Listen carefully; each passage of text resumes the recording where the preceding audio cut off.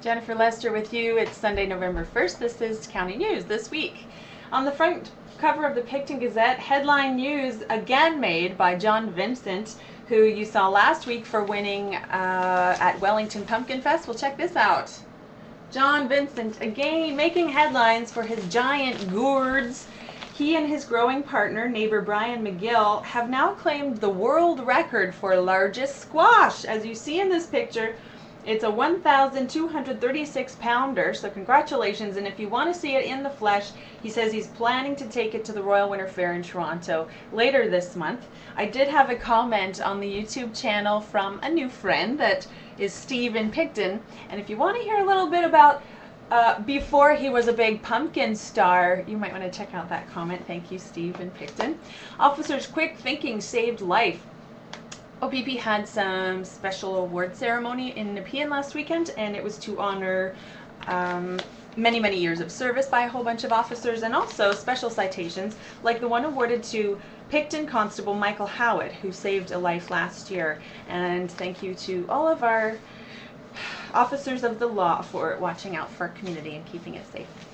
Lights, camera, Prince Edward County. We are going to be featured in an Ontario tourism commercial to air during the Olympics this winter in Vancouver. So no matter where you're living in Canada, I'm sure you're going to see this commercial, Tourism Ontario, and it's featuring a whole bunch of hot spots in the county. And if you follow me on Twitter, you would have noticed me tweeting about this huge film crew, 60 people, in order to shoot what will probably be a 30-second or 60-second commercial. Made quite the scene on the streets of Bloomfield, and it looked amazing. I can't wait to see that commercial. Lots of little county hotspots were featured in there, including, of course, the sandbanks. But apparently the weather didn't cooperate that day, so I don't know if we're going to see the sandbanks or not. Some other more sort of in-depth stories that made the front cover of the County Weekly News had to do with swine flu.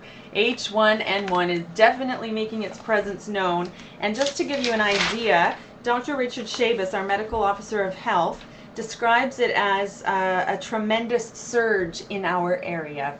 So I know that when people are going to the emergency rooms now to find out if they have swine flu, they're just being told, yes, we think so, stay home, instead of having a swab sent away for testing and whatnot. So it's sort of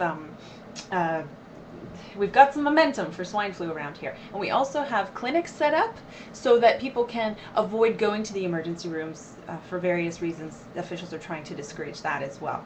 So that's what's happening, and it may be several weeks before we can offer the vaccine more widely to non-priority groups in Prince Edward County. So we'll keep you informed about H1N1 in our community.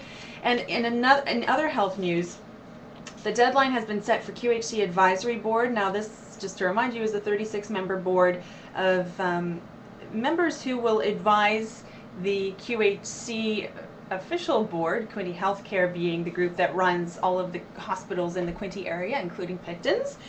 And this was contentious because a few weeks ago, as I mentioned, mayors have been discluded from this process. So the mayors of the surrounding municipalities have set up their own watchdog group to monitor the goings-on at QHC. And apparently this decision was made for a few reasons. They want to avoid politicizing the proceedings. And also, just to remind you, if you are considering signing up, you have until, it's going to be, what, December 15th that they make their decision. They're hoping that people who participate in this committee will then want to be nominated to the board.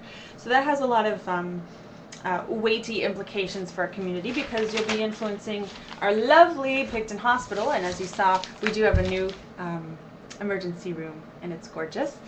And I just wanted to acknowledge on the front cover of Wellington Times, my cousin Blake Found, who you will know from Fiddler's Found with his brothers, is struggling with colitis. And there was a fundraiser, and even though I'm friends with Blake on Facebook, I didn't know about this.